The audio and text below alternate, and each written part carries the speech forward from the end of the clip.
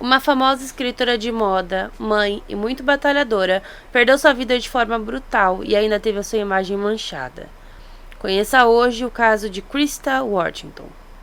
Oi, eu sou a Naka e sejam muito bem-vindos ao Horror das Minas. Se você é novo por aqui, aproveita e já se inscreve antes de mais nada, segue nas redes sociais, os links estão todos aqui na descrição do vídeo. Aproveita também e compartilha esse vídeo com os seus amigos, ativa o sininho para ficar por dentro das novidades, e é isso. Então, sem mais falação, bora logo pro caso.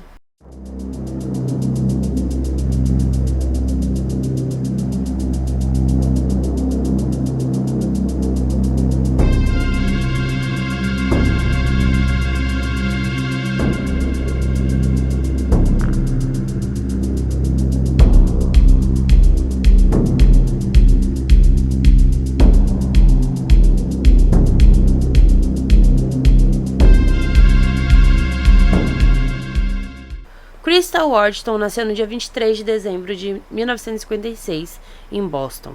Ela era a filha única de Christopher e Gloria Washington, um casal da alta classe dos Estados Unidos.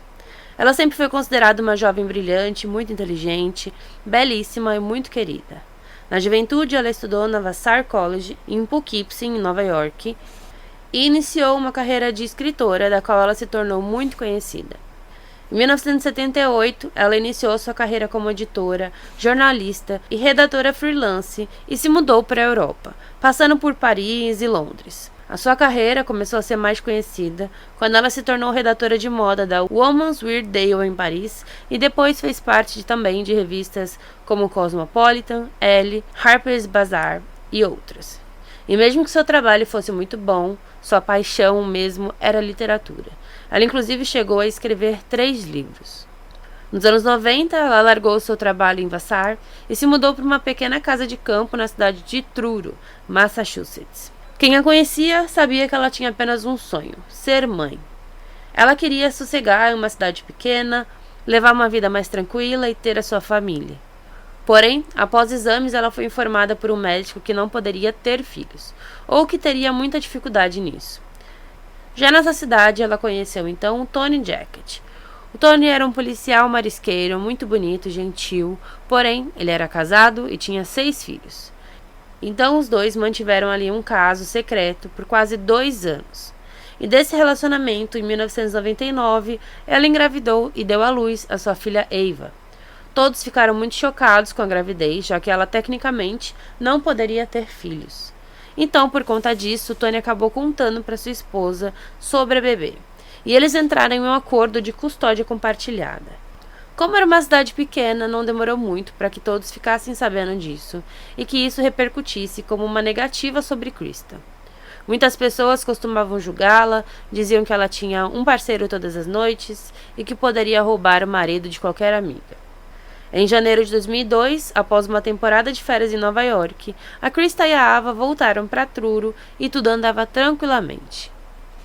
Naquela época, ela estava em uma espécie de briga judicial com o seu pai, já que ele tinha uma nova namorada 20 anos mais nova, e isso ameaçaria cortar a sua herança de $700 mil.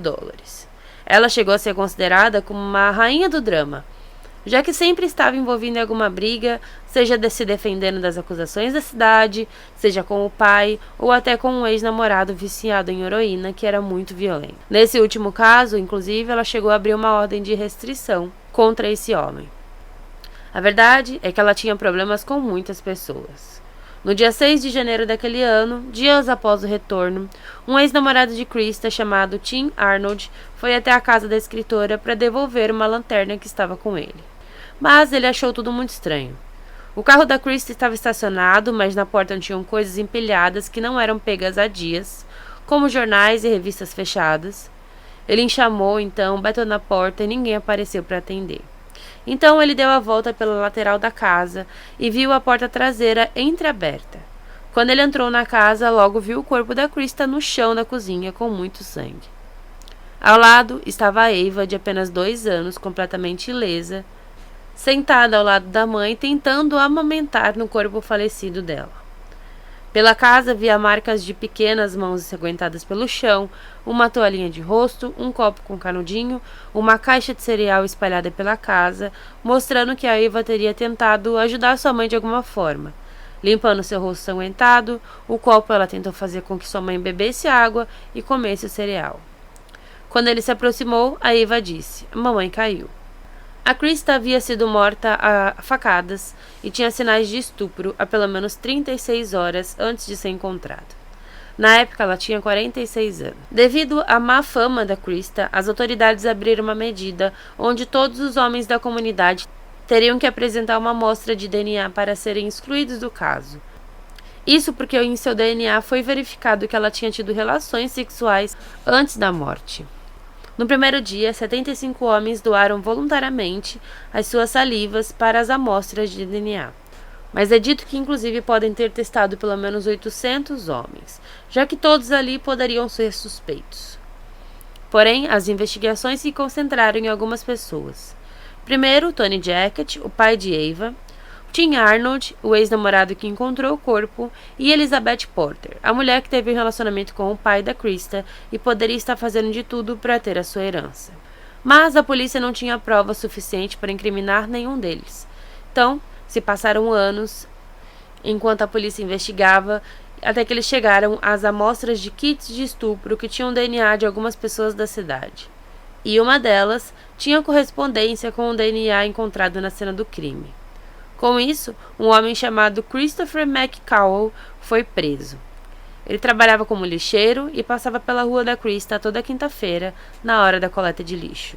Por isso, eles acabaram conversando às vezes, e antes do crime contra a Krista, ele chegou a conversar com ela. Segundo ele, ela teria o chamado para tirar a sua árvore de Natal de dentro da casa, e aí de forma mútua, os dois conversavam, começaram a se beijar e acabaram fazendo sexo. Isso teria acontecido pelo menos uma vez, e o seu corpo foi encontrado 3 dias depois. Mesmo que o Christopher dissesse que não teria nenhum envolvimento no crime, que não fez nada contra ela, a promotoria afirmava que as provas eram esmagadoras. No corpo da Krista foram encontradas amostras do DNA do Chris e vice-versa. Depois, ele acabou mudando a história, disse que ele e um amigo tiveram relações com ela após uma bebedeira, que acabou batendo nela, disse também que seu amigo teria tentado roubá-la e quando ela viu, ameaçou chamar a polícia e por isso eles bateram nela, mas que seu amigo a esfaqueou. Disse também que eles tinham um caso já há muito tempo, enfim, eram muitas coisas que ele falava. O Christopher foi preso e, em seu julgamento, seu ex-advogado disse que o Christopher era mal educado e com baixa inteligência, e não entendia o que estava acontecendo, apenas dizia à polícia o que eles queriam ouvir. Além de dizer também que ele não estava sóbrio no dia do interrogatório e que seu depoimento não foi gravado, foi apenas resumido.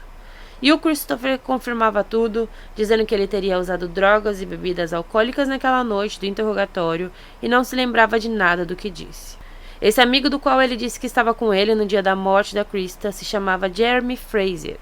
O Fraser testemunhou para a acusação do Chris, dizendo que ele estava em um clube para menores chamado The Juicy Bar, com Chris e um outro amigo chamado Sean Mulvey, em um concurso de rap no dia 4 de janeiro. Depois eles saíram do bar e foram a uma festa, e nessa festa teve uma briga onde todos eles foram expulsos. E que depois ele e o Sean foram para a casa do pai do Sean e não sabem o que aconteceu com o Christopher. Ele negou qualquer envolvimento no crime e disse que nunca foi até a casa de Krista. Existiram também muitas questões de preconceito racial envolvendo o julgamento, basicamente dizendo que a Krista não teria tido um relacionamento consensual com ele porque ele era negro, e que tudo teria sido manipulado, já que ele tinha um déficit de inteligência para que confessasse falsamente. Porém, mesmo com tudo, o júri o considerou culpado pelo crime e ele foi condenado à prisão perpétua. Mesmo que supostamente o caso tenha sido encerrado com justiça, o nome da Krista ainda continuou sendo falado de forma negativa pela cidade inteira por muito tempo. Ela ser uma escritora talentosa que largou praticamente tudo para se dedicar à maternidade, foi transformada em uma mulher promíscua que teve um filho de um homem casado e tinha vários relacionamentos. Uma amiga de Krista, que também era escritora, escreveu sobre ela em uma revista e dizia que a Krista podia ser imperfeita, ansiosa, dramática, mas era uma mulher corajosa, gentil e não fazia julgamentos. O Christopher permanece preso e ainda diz que é inocente e que não merece estar na prisão. Hoje ele tem um novo advogado e espera conseguir um novo julgamento, já que da última tentativa foi negada. Alguns meses antes de sua morte, a Krista nomeou seus amigos Cliff e Amira Chase como guardiões de sua filha, em seu testamento, caso algo acontecesse com ela. Por isso, seus amigos se tornaram então responsáveis pela criança. Porém, houve uma briga judicial sobre isso e em junho de 2002 foi decidido que os Chases e o Tony, pai de Ava, compartilhariam ali uma guarda conjunta. Mas ela passou a morar com os Chases em Massachusetts. Em 2017, a Ava cursou a faculdade, se tornou uma jovem muito forte, querida, manteve sempre seu bom relacionamento com a família de seu pai biológico e vive uma vida tranquila, longe da mídia. O Tony Jackett ainda mora com a sua esposa Susan, que perdoou a infidelidade do marido na época e que inclusive sempre disse que rezava pela alma de Krista. Na época do caso, Krista escrevia sobre ele em seu diário, dizendo que o amava, mas aos poucos ia se mostrando com bastante raiva de toda essa situação. E o Tony nunca deu falsas esperanças, como a de que largaria sua esposa, sua família, nada disso. Após ele contar tudo para Susan, eles então terminaram. E segundo Tony, a própria Susan na época ficou em estado de choque, apenas disse para que ele dormisse em outro cômodo até pensar em uma forma de lidar com tudo. Ele nunca foi expulso de casa ou nada do tipo. Dias depois, eles concordaram em consultar um terapeuta e a Susan queria que a Ava e a Krista se tornassem parte da família. E que aos poucos eles inclusive chegaram a compartilhar alguns jantares juntos e ele realmente se tornou o pai da Ava.